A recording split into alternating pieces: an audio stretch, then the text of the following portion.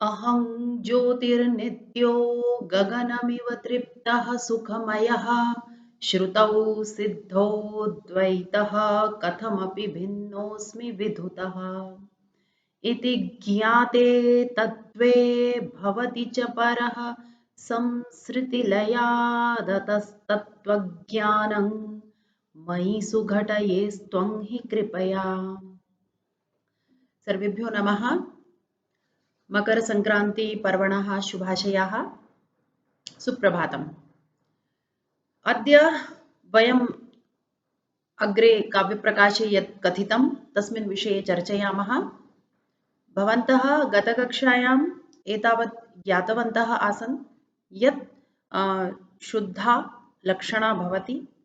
लक्षणाभेदेषु आदौ शुद्धा गौणी एवं आचार्येण भेदद्वयं प्रदर्शितं।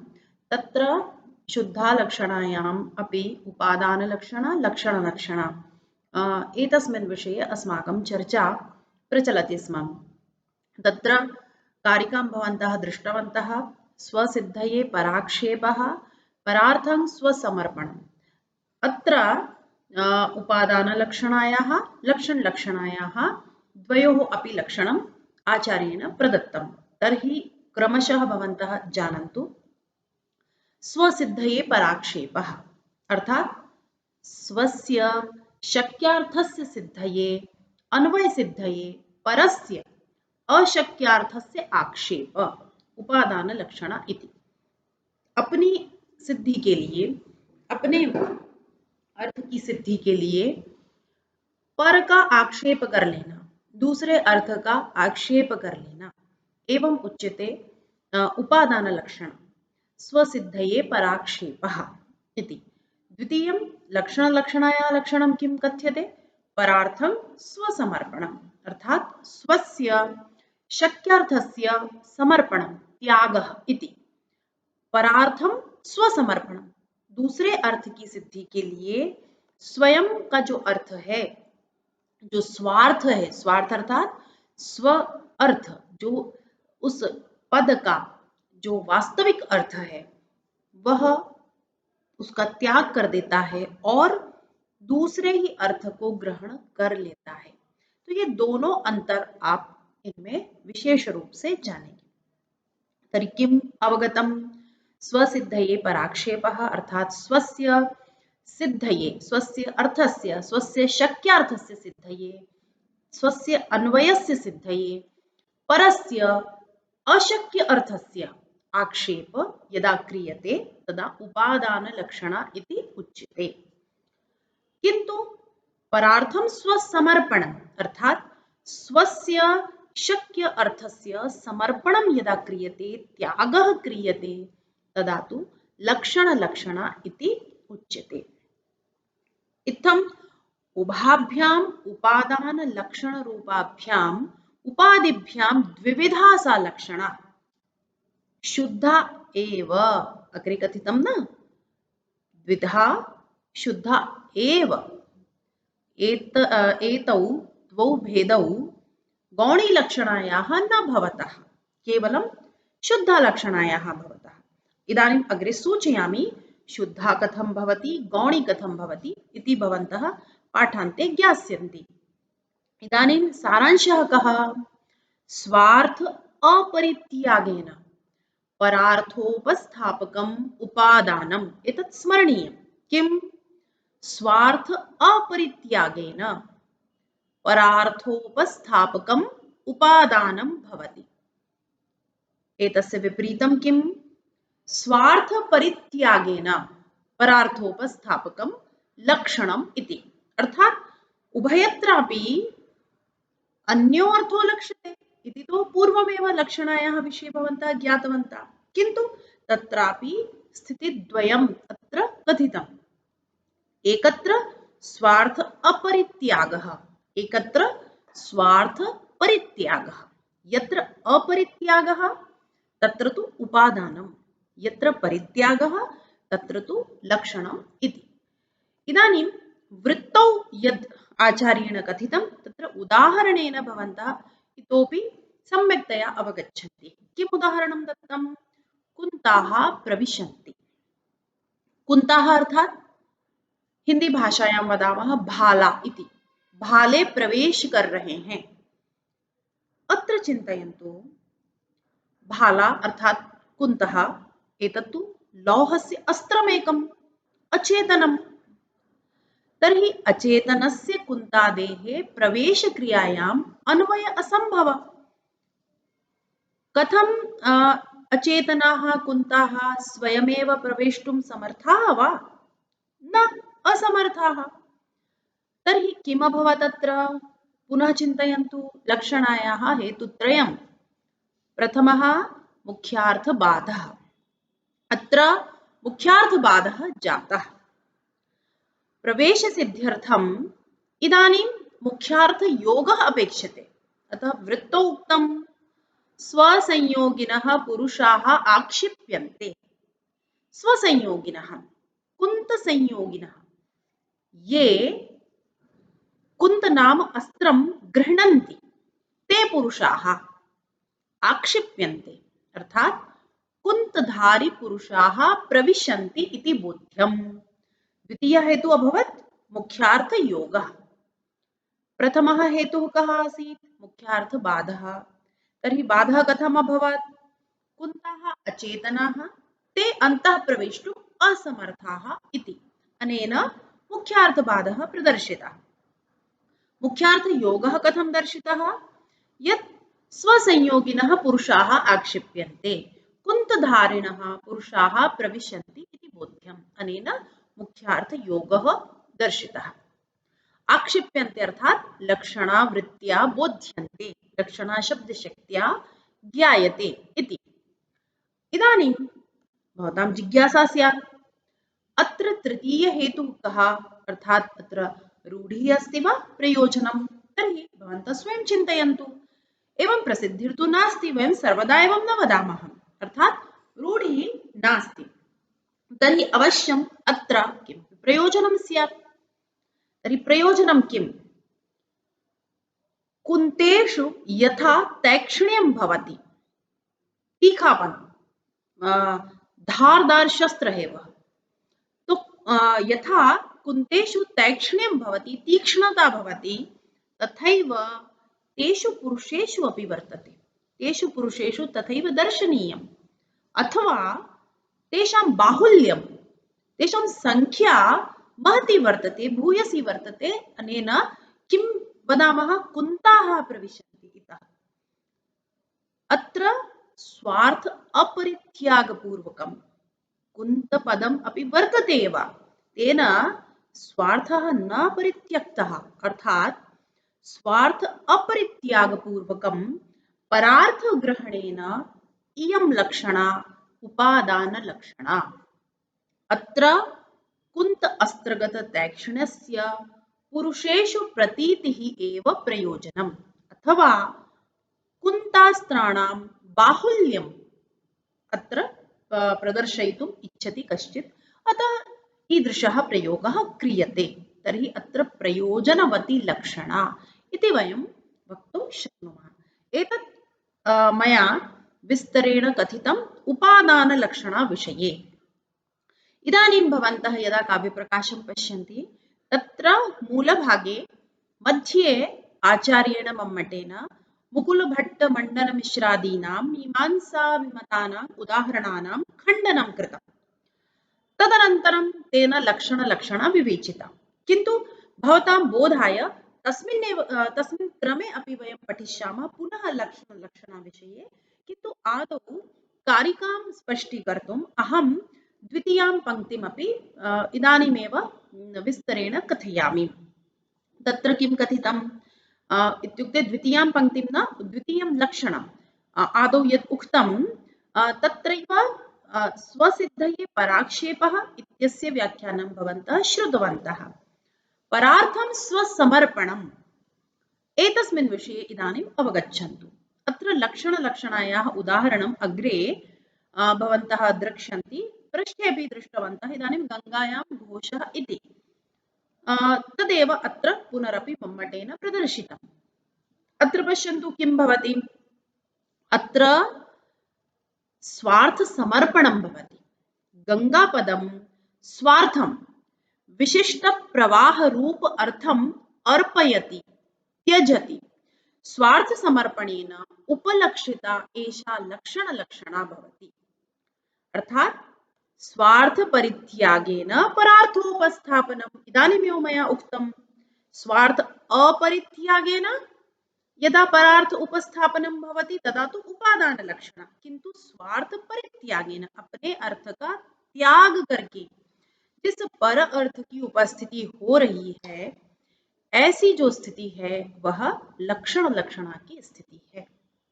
अत्र परस्य अशक्यस्य तीरादेः तटादेः अन्वय बोधार्थम स्वसमर्पणम स्वस्य शक्यार्थस्य प्रवाहादेः समर्पणम त्यागः अर्थात प्रवाह रूप स्वार्थम परित्यज्य घोषाधिकरणत्व सिद्धये। नो चेत् घोषादीनां तत्र आधारः न सम्भवति एव। तत्र गङ्गायां विशिष्ट जलप्रवाहे घोषादीनाम् आधारः कथं भवेत्? तत्र तु मुख्यार्थे बाधः वर्तते एव। अतः घोषाधिकरणत्व सिद्धये तटादिबोधनात् अत्र लक्षणलक्षणा भवति। पुनः अत्र प्रश्नः स्यात्, अत्र रूढि अथवा प्रयोजनं? तर्हि अस्मिन् विषये अस्माभिः पूर्वमपि चर्चितम्। अत्र प्रसिद्धिर्नास्ति, रूढिः न वर्तते, अपि तु अत्र प्रयोजनम्। शैत्यपावनत्वादित्यप्रतीतिः अस्याः लक्षणायाः प्रयोजनम्। अतः इयं प्रयोजनवती लक्षणा इति। इदानीम् एकः विषयः इतोपि अवशिष्यते कारिकायां। कः सः? शुद्धैव सा द्विधा। इदानीं भवतां मनसि प्रश्नः स्यात्, जिज्ञासा स्यात्, गौणी कदा भवति, शुद्धा कदा भवति? तत्र हेतुः कः? एतत्तु ज्ञातम्, उपादानलक्षणा लक्षणलक्षणा शुद्धा उच्येते, द्वे अपि। जिज्ञासा वर्तते, शुद्धा कस्मात्, गौणी च कस्मात्? अत्र हेतुः कः? तर्हि अत्र हेतुर्वर्तते उपचार इति। अत्र बहवः प्रश्नाः सन्ति, सूक्ष्मप्रश्नाः, अतः ध्यानेन वारं वारं श्रोतव्यं, तेन भवतां झटिति स्फुरेत् अत्र कः प्रश्नः, एतस्य किम् उत्तरम् इति। तर्हि अत्र हेतुः कः? उपचार इति। पुनः मनसि प्रश्नः भवितव्यः, जिज्ञासा अवश्यं भवेत्, यत् उपचारः कः? लोके उपचारस्य भिन्नार्थं वयं पश्यामः। अत्र उपचारः कः? सादृश्याख्यसम्बन्धेन प्रवृत्तिः उपचारः। इतोपि एकं लक्षणं वच्मि, तत्र काव्यप्रकाशे भवन्तः हिन्दी व्याख्याने द्रष्टुं शक्नुवन्ति, तद् अहं सूचयामि। उपचारो हि नाम अत्यन्तं विषकलितयोः पदार्थयोः सादृश्यातिशयमहिम्ना भेदप्रतीति स्थगनमात्रम्। अर्थात् एतत् लक्षणमस्ति, एतत् भवद्भिः स्मर्तव्यं निश्चयेन। उपचारो हि नाम अत्यन्तं विषकलितयोः पदार्थयोः सादृश्यातिशयमहिम्ना भेदप्रतीति स्थगनमात्रम्। अर्थं किञ्चित् सूचयामि। यदा अत्यन्त भिन्नयोः द्वयोः पदार्थयोः अतिशय सादृश्यवशात् भेदप्रतीतिर्न भवेत्, तदा वयं कथयामः उपचार इति। द्वौ पदार्थौ स्तः, भिन्नौ स्तः, किन्तु अतिशय सादृश्यं तत्र दृश्यते, अतः भेदप्रतीतिः न जायते, तदा उपचार इति कथ्यते। यथा वयं लोके वदामः, कश्चित् बालः वर्तते, अर्थात् अथवा चिन्तयन्तु, शकुन्तला दुष्यन्तयोः पुत्रः भरतः, सः बहु शूरवीरः आसीत्, एतत्तु भवन्तः जानन्त्येव। तर्हि तत्र कोऽपि तं भरतं दृष्ट्वा वदति, सिंहो माणवकः, एषः बालकः सिंहः इति। इदानीम् अत्र सः बालकः सिंहः नास्ति, सः पशुः न वर्तते। किन्तु सिंहे यथा बलं भवति, यथा शौर्यं भवति, यथा सः निर्भयः भवति, तथा सः भरतः इति। अत्र किं कृतम्?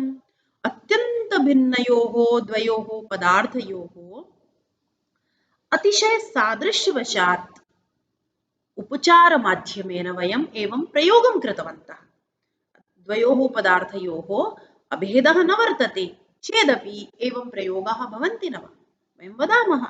अतः अत्र एषः विषयः सादृश्यवशात् गौणीलक्षणायाः भवति, न तु शुद्धालक्षणायाः। अर्थात् किं ज्ञातं?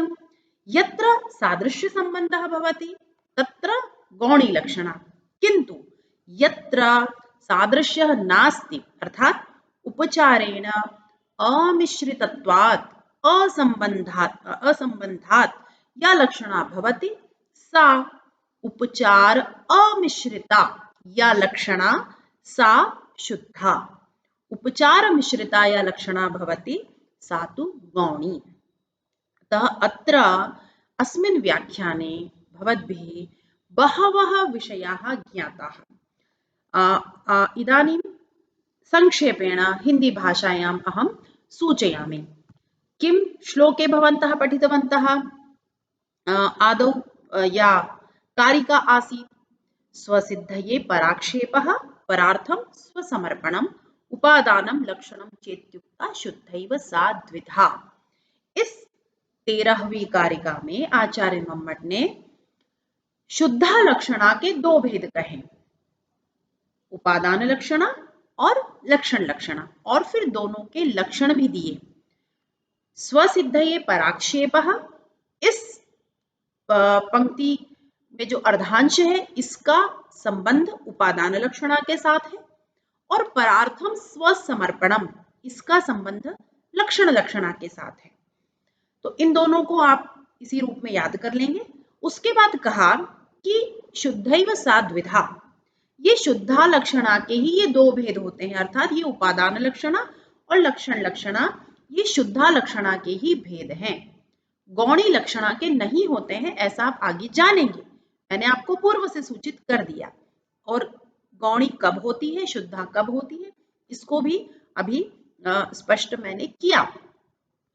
हिंदी में भी मैं आपको बता रही हूँ।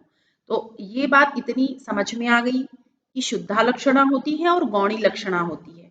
फिर शुद्धा लक्षणा के ये दो भेद कहे, उपादान लक्षणा और लक्षण लक्षणा। अब जो दो बातें समझने की थी वो यह थी कि ये स्वसिद्धये पराक्षेपः क्या है और परार्थम स्वसमर्पणम क्या है। तो यहाँ पर दो उदाहरण के माध्यम से बात समझाई। कुंताः प्रविशन्ति और यष्टयः प्रविशन्ति यह भी कहा है। तो कुंत का अर्थात होता है भाले, और जो यष्टि है अर्थात उसका तात्पर्य होता है लकड़ियां। तो जब हम ये कहते हैं कि भाले प्रवेश कर रहे हैं तो यह बात स्पष्ट नहीं हो पाती है, किसी भी व्यक्ति के मन में साक्षात संकेतक ग्रहण नहीं होगा, क्योंकि जो कुंत है वो एक अस्त्र है, लोहे का भाला जिसे हम कहते हैं, उसमें स्वयं यह योग्यता नहीं है कि वह प्रवेश कर सके, क्योंकि वह तो अचेतन है। तो यहाँ लक्षणा की पहली शर्त जो है मुख्यार्थ बाध वह लागू हो जाती है, वह यहाँ पर उसका अन्वय हमें होते हुए दिखाई देता है। तो मुख्यार्थ बाध हुआ। अब चूंकि यहाँ पर स्वसिद्धये पराक्षेपः वाली स्थिति है, अर्थात उपादान लक्षणा की स्थिति है, तो यहाँ पर ग्रहण होगा किसका? स्वसंयोगिनः पुरुषाः। उस कुंत को ग्रहण करने वाले जो पुरुष हैं उनका यहाँ पर आक्षेप कर लिया जाता है। तो कुंत पद अपने अर्थ की सिद्धि के लिए पुरुष इस पद का भी ग्रहण कर लेता है, उस अर्थ का भी ग्रहण कर लेता है। तो इस तरह से आपने यहाँ पर देखा कि कैसे अपनी सिद्धि के लिए अपने अर्थ को छोड़ा नहीं है इसने, ये विशेष बात है। अपने अर्थ को बिना त्यागे उन पुरुषों का भी आक्षेप कर लिया है, और आप ऐसा लोक में प्रयोग करते हैं। अब आपके मन में यह प्रश्न आना चाहिए कि मुख्यार्थ बाध हो गया, मुख्यार्थ योग हो गया, अब जो है तीसरा हेतु है रूढ़ि या प्रयोजन, उनमें से यहाँ क्या है? तो यहाँ पर कोई रूढ़ि तो नहीं है, ऐसी कोई प्रसिद्धि तो नहीं है कि हम हमेशा ही ऐसा प्रयोग करते हैं कि देखो लकड़ियां आ रही है, लकड़ियां घुस रही हैं, ऐसा हम नहीं बोलते हैं, लेकिन कभी कभी करते हैं, तो रूढ़ि तो नहीं है। अब यहाँ प्रयोजन क्या है? तो देखिए, एक प्रयोजन कहा गया कि बाहुल्य सूचन, इतने ज्यादा भाले हैं, जैसे कि कोई युद्ध हो रहा है मानिए, तो वहां पर बहुत सारे जो सैनिक है वो भालों को लेकर के मान लीजिए आक्रमण कर रहे हैं, और उन सैनिकों की संख्या इतनी ज्यादा है, बहुलता है कि वो किसी राजा जो विपक्षी राजा है वह यह कहे कि कुंताहा प्रविशन्ति, देखो भाले प्रवेश कर रहे हैं। तो यहाँ भाले अर्थात भालों को ग्रहण करने वाले वे सैनिक, वे पुरुष प्रवेश कर रहे हैं, यह अर्थ है। तो यहाँ बाहुल्य सूचन भी एक प्रयोजन है। अथवा यह भी कहा जाता है कि यहाँ पर जितनी तीक्ष्णता उन भालों में है, जितने तीखे प्रखर वे भाले हैं, उतने ही जो तीक्ष्ण वे पुरुष हैं। जैसे आपने देखा होगा कि इस तरह का प्रयोग प्रायः व्यंग्य में लोग करते हैं, जैसे कि कोई महिला है और वह बहुत ही कटु बोलती है, तो आजकल के जो दूरदर्शन पर कुछ आते हैं नाटक इत्यादि, उनमें इस तरह का प्रयोग देखते हैं हम कि कहते हैं देखो छुरी आ गई, छुरी छुरिका, है ना।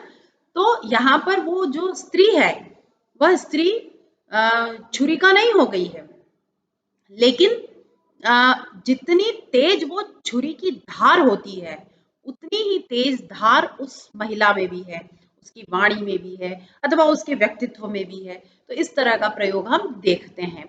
ऐसे ही कोई बहुत मधुर बोलता है तो हम उसके लिए कुछ और प्रयोग कर सकते हैं।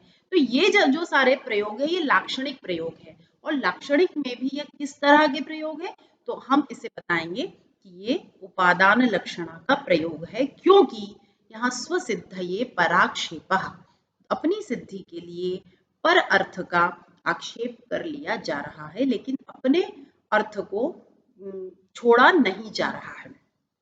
ठीक है, तो अब ये बात हुई उपादान लक्षणा की। अब जो दूसरा उदाहरण दिया लक्षण लक्षणा का, वह है गंगायाम घोषः, और उसका जो लक्षण दिया वह है परार्थम स्वसमर्पणम। तो देखिए कितना स्पष्ट है, गंगा शब्द अपने अर्थ का परित्याग कर देता है, परित्याग कर देता है, अर्थात गंगा पद का जो विशिष्ट जो मुख्य अर्थ है वह क्या है? विशिष्ट जल प्रवाह। लेकिन जब हम कहते हैं गंगायाम घोषा, तो यहाँ पर जो तट रूप अर्थ की प्रतीति करानी है, क्योंकि घोष की जो बस्ती है उनका आधार उस गंगा के जल में तो संभव नहीं है, इसीलिए उनके आधारत्व की सिद्धि के लिए गंगा पद अपने अर्थ को त्याग कर देता है, और वो तट रूप जो अर्थ है उसको लक्षित करता है। अब वही तीसरा प्रश्न आना चाहिए, दो बातें हो गई, मुख्यार्थ का बाद हुआ क्योंकि घोषों का आधार उस जल प्रवाह में संभव नहीं है, तो मुख्यार्थ बाद हुआ। मुख्यार्थ योग क्या हुआ कि गंगा का तट या उससे संयुक्त हमने एक अर्थ ग्रहण किया। अब तीसरा प्रश्न, इसमें रूढ़ि है या प्रयोजन, तो आप ये पहले ही जान चुके हैं कि यहाँ कोई रूढ़ि नहीं है, अपितु यहाँ एक प्रयोजन है, वह है शैत्य पावनत्व का बोध कराना या सामीप्यादि का बोध कराना। तो इस तरह से यहाँ हम देख रहे हैं ये प्रयोजनवती लक्षणा का उदाहरण है, और इसका लक्षणा के भेदों में लक्षण लक्षणा के अंतर्गत अंतर्भाव होता है। ये दो बातें आपको पूर्णतः यदि समझ में आई, तो तीसरी बात पर हम चलते हैं कि जो बात कही कि शुद्धा, ये शुद्धा के ही भेद है, तो आपके मन में यह प्रश्न होना चाहिए कि ये जो शुद्धा है ये कैसे होती है और गौणी कैसे होती है। तो जहां उपचार हो, जहां सादृश्य संबंध होता है, वहां पर गौणी लक्षणा होती है, और जहां पर सादृश्य अर्थात ये जो मिश्रण है उपचार का ये नहीं होता है, वहां पर शुद्धा लक्षणा होती है। अब इस सादृश्य के उदाहरण आप आगे देखेंगे। सादृश्य अर्थात दो ऐसे पदार्थ हैं जो कि बिल्कुल अलग हैं, लेकिन उनमें इतना साम्य देख रहे हैं हम कि उनमें जो भेद है उसको हम स्थगित कर दे रहे हैं, वो भेद दिखाई नहीं दे रहा, तो फिर हम ऐसे उदाहरण को ऐसे जो प्रयोग है उनको हम कहेंगे कि यहाँ उपचार है, यहाँ सादृश्य संबंध के कारण यह प्रयोग किया गया है। तो ऐसे प्रयोग को हम लक्षण लक्षणा का उदाहरण, गौणी लक्षणा का उदाहरण मानेंगे, क्योंकि वहां पर सादृश्य संबंध के कारण अर्थ की अभिव्यक्ति की गई है। तो मुझे लगता है कि अभी हम उस सादृश्य संबंध को आगे वृत्ति में जानेंगे ही, और जब गौणी लक्षणा का भी विवेचन करेंगे तब आपको उसके उदाहरण भी स्पष्ट करेंगे। फिर वहां भी अभी आपको और भेद देखना है सारोपा, साध्यवसाना इत्यादि के माध्यम से, तो उस विषय को हम तभी आगे लेंगे। अभी आप इतना केवल जानिए कि उपादान लक्षणा का उदाहरण क्या है, लक्षण लक्षणा का उदाहरण क्या है, उपादान लक्षणा का हेतु क्या होता है, और उसका जो लक्षण है उसकी परिभाषा है वह क्या है, तो स्वसिद्ध ये पराक्षेपः। लक्षण लक्षणा की जो परिभाषा है परार्थम स्वसमर्पणम, और ये दोनों ही शुद्धा लक्षणा के भेद है। शुद्धा लक्षणा तब होती है जब सादृश्य संबंध न हो, अर्थात उपचार न हो। गौणी लक्षणा कब होती है, जब सादृश्य संबंध की बात हो। तो आगे अभी हम देखेंगे उसके उदाहरण। तर्हि एतावत् अद्य भवद्भिः अवगन्तव्यम्। इदानीम् अत्र केचन कठिनविषयाः समागच्छन्ति, अतः भवन्तः प्रतिदिनमेव स्मरन्तु। इतोपि तत्र व्याख्यानं यत् पुस्तकेषु वर्तते तत् इतोपि पठन्तु।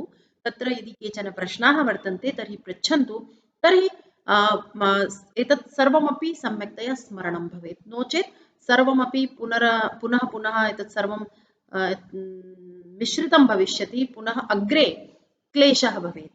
अतः अद्य एतावदेव उक्त्वा अद्यतनं पाठं तत्रैव समापयामि। सर्वेषां कृते धन्यवादाः।